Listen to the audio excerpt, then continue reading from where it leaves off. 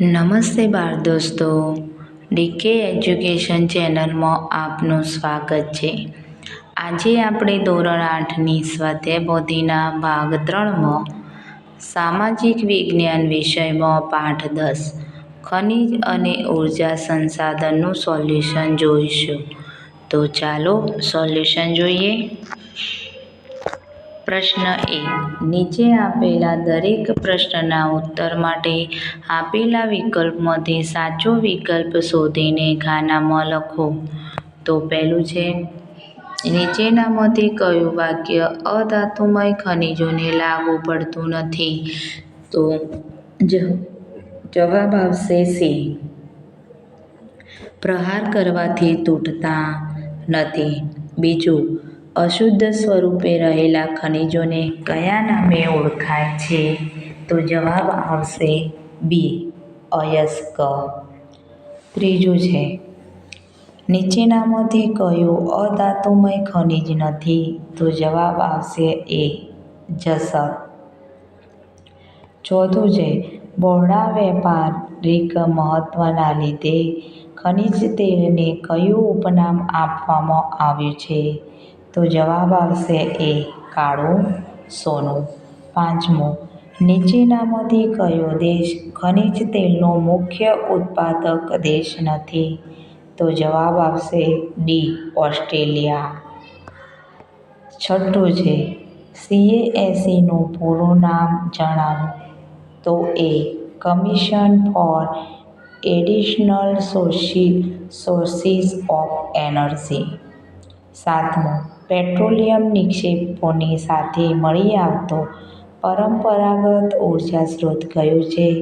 તો જવાબ આવશે ડી. કુદરતી વાયુ. આઠમું, ગુજરાતનું નોબા ગામ અને મોરબીનો સમુદ્ર કિનારો શાના માટે જાણીતા છે? તો જવાબ આવશે ડી. વિન્ડ ફાર્મ માટે. નવમું, કયા ઇંધણથી મોટા પ્રમાણમાં નીંદણમુક્ત જૈવિક ખાતર પ્રાપ્ત થાય છે? તો જવાબ આવશે બી. બાયોગેસ. હવે 10મું, ભૂતાપીય ઉર્જા કોની સંકલન છે? તો જવાબ આવશે ડી. વરાળને. 11મું, ગુજરાતમાં લિગ્નાઇટ કોલસાનો અનુમાનિત જથ્થો ધરાવતી જોડ બનાવી યોગ્ય વિકલ્પ પસંદ કરો. તો બી. એની સાથે 3 ત્રડકેશ્વરવાળો, બી સાથે 1 રાજપારડી, સી સાથે 4 થોરડી અને ડી સાથે 2 કચ્છ આવશે પ્રાંદ્રા, એટલે કે બીજું. 12મું, ખનિજ તેલ અને તેના પ્રાપ્તિસ્થાનના સંદર્ભે નીચેનામાંથી કયું વિધાન લાગુ પડતું નથી? તો જવાબ આવશે ડી. કૃષ્ણા અને નર્મદા નદીઓના મુખ ત્રિકોણ પ્રદેશોમાં ખનિજ તેલનું ઉત્પાદન ક્ષેત્ર છે. હવે 13મું, રશિયા, નોર્વે, યુકે અને નેધરલેન્ડ માટે નીચેનામાંથી કયું વાક્ય બંધબેસતું છે? તો જવાબ આવશે સી. કુદરતી વાયુના મુખ્ય ઉત્પાદક દેશો. 14મું, પૃથ્વીની ઊંડાઈ અને તાપમાન સંબંધે નીચેનામાંથી કયું વાક્ય સાચું છે? તો જવાબ આવશે એ. ઊંડાઈ વધવાથી તાપમાનમાં વધારો થાય છે. હવે પ્રશ્ન 2, નીચેના વિધાનો સાચા છે કે ખોટા તે જણાવો. તો પહેલું, સંસાધનોના નિર્માણને આધારે તેના મુખ્ય 2 પ્રકાર પાડવામાં આવે છે. તો સાચું. તાપવિદ્યુતના ઉત્પાદનમાં કોલસો ખનિજ વપરાય છે. તો સાચું. ચિનાઈ માટીની બનાવટમાં ચૂનાનો પથ્થર વપરાય છે. તો જવાબ આવશે ખોટું. વાર્નિશ અને છાપકામના ઉદ્યોગમાં ફ્લોરસ્પાર ખનિજનો ઉપયોગ થાય છે. તો જવાબ આવશે ખોટું. ગેલ્વેનાઇઝ પતરા ઉપર ઢોળ ચડાવવા મેંગેનીઝનો ઉપયોગ થાય છે. ખોટું. ખાંડ શુદ્ધિકરણ જેવા ઉદ્યોગમાં જસતનો ઉપયોગ થાય છે. તો જવાબ આવશે ખોટું. વીજળીના તાર સ્ફોટક પદાર્થ, રંગીન કાચ વગેરે ઉદ્યોગોમાં બોક્સાઇટનો ઉપયોગ થાય છે. તો જવાબ આવશે ખોટું. હવે પ્રશ્ન 3, ખાલી જગ્યા પૂરો. પૃથ્વીના આંતરિક ક્ષેત્રમાં અશુદ્ધ સ્વરૂપે રહેલા ખનિજને ખાલી જગ્યા કહે છે. તો જવાબ આવશે અયસ્ક. બીજું, ખનિજો ખાલી જગ્યાની ધોરી નસ છે. તો રાષ્ટ્રીય અર્થતંત્ર. ત્રીજું, ચૂનાનો પથ્થર ખાલી જગ્યા ખનિજનું ઉદાહરણ છે. તો અધાતુમય. ચોથું, ખનિજ તેલના બહોળા વ્યાપારિક મહત્વને લીધે તેને ખાલી જગ્યા કહેવામાં આવે છે. તો જવાબ આવશે કાળું સોનું. પાંચમો, કોલસામાંથી મેળવેલી વીજળીને ખાલી જગ્યા કહે છે. તો તાપ વિદ્યુત. ઘરેલું ઉપયોગમાં વપરાતું મુખ્ય બળતણ ખાલી જગ્યા છે.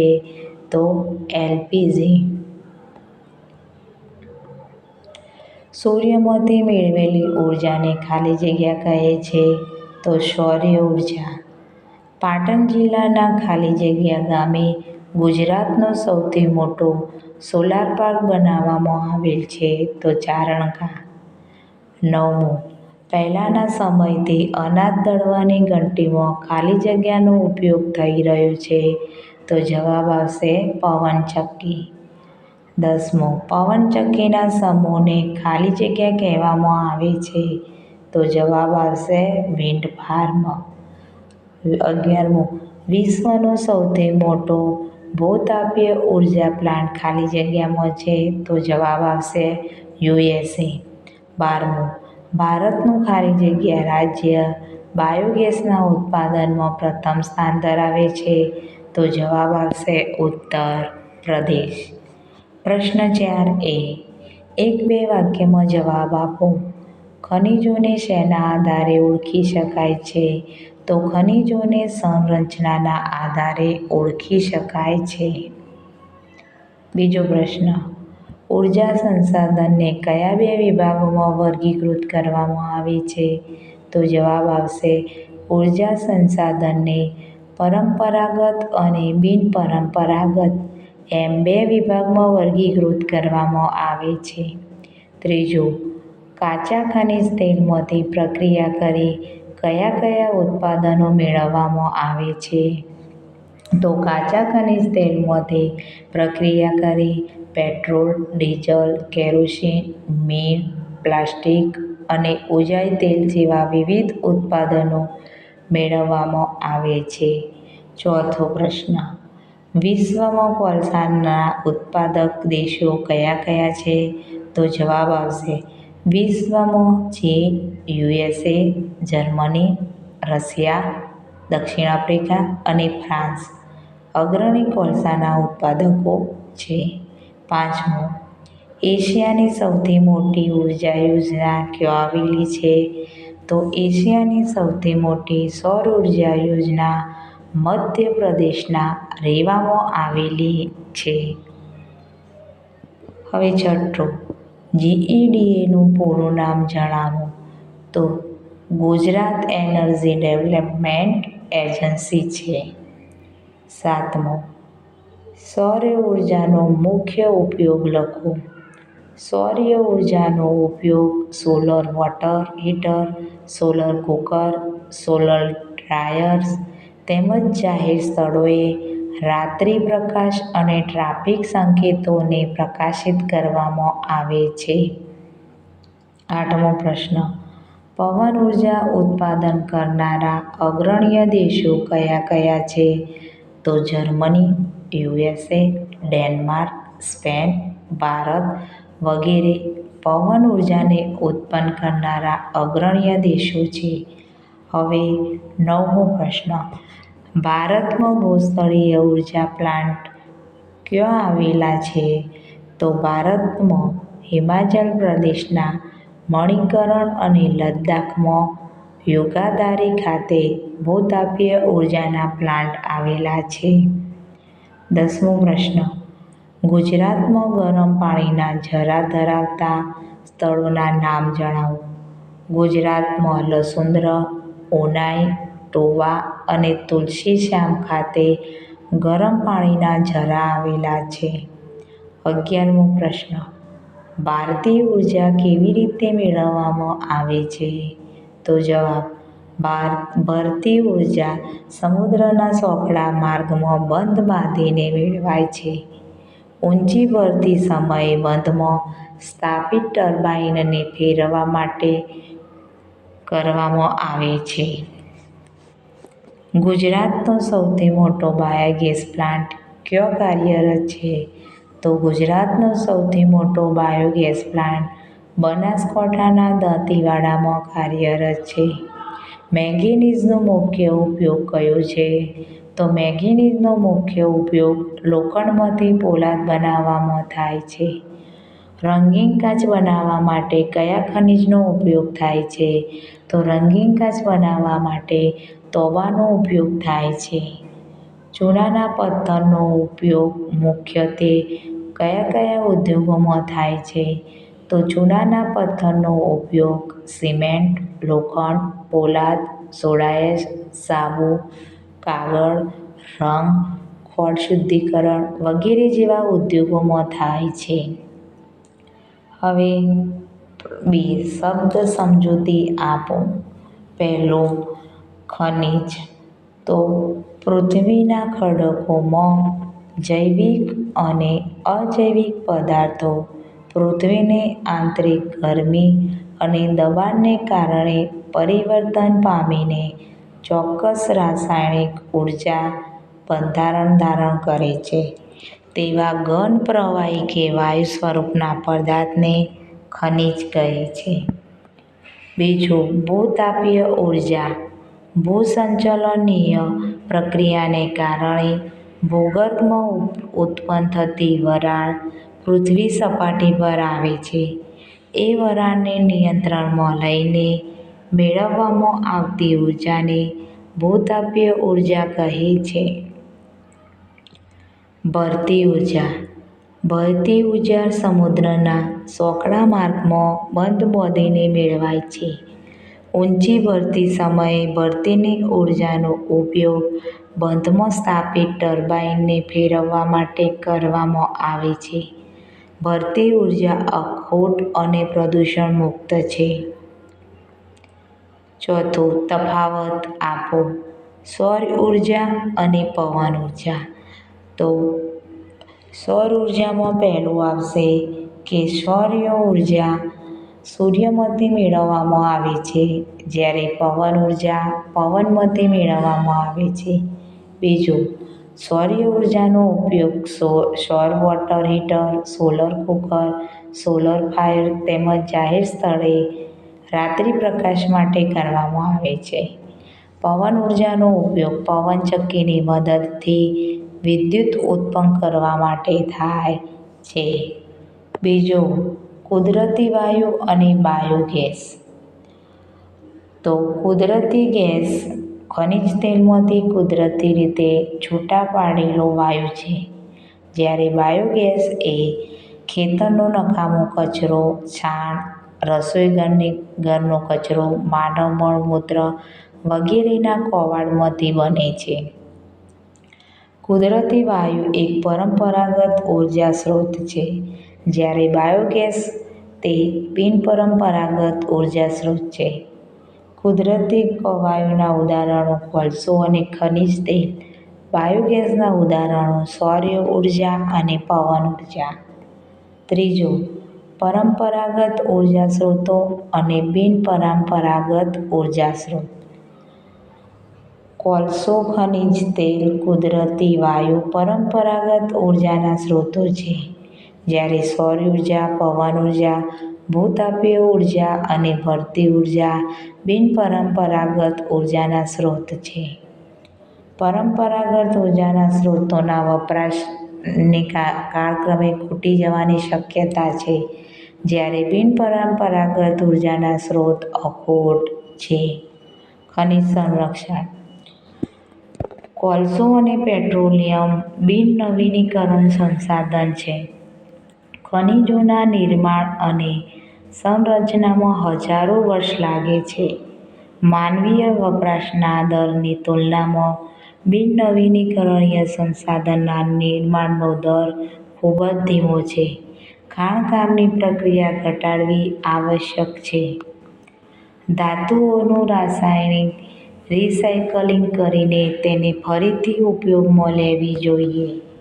ઓછા પ્રમાણમાં પ્રાપ્ત થતા ખનિજોના વિકલ્પ શોધવા જોઈએ. બિન-પરંપરાગત ઉર્જાના સ્ત્રોતનો ઉપયોગ વધારવો જોઈએ. પર્યાવરણીય પ્રદૂષણ ન ફેલાય તે રીતે ખનિજોનો મર્યાદિત ઉપયોગ કરવો જોઈએ. બીજું છે પવન ઉર્જા. પવન ઉર્જા એક અખૂટ અને પ્રદૂષણ-મુક્ત સ્ત્રોત છે. પહેલાંના સમયમાં પવનચક્કી દ્વારા અનાજ દળવાની ઘંટી ચલાવવા થતો હતો. હવે તેની સાથે જનરેટર જોડીને વિદ્યુત ઉત્પન્ન કરવામાં આવે છે. આવા પવનચક્કીઓના સમૂહને વિન્ડ ફાર્મ કહેવામાં આવે છે. દરિયાકાંઠાના વિસ્તારોમાં અને પર્વતો, ખીણો જ્યાં વેગીલો અને સતત પવન વહેતો હોય છે ત્યાં આવા વિન્ડ ફાર્મ ઊભા કરવામાં આવે છે. જર્મની, યુએસએ, ડેનમાર્ક, ભારત પવન ઉર્જા ઉત્પન્ન કરવામાં અગ્રણી દેશ છે.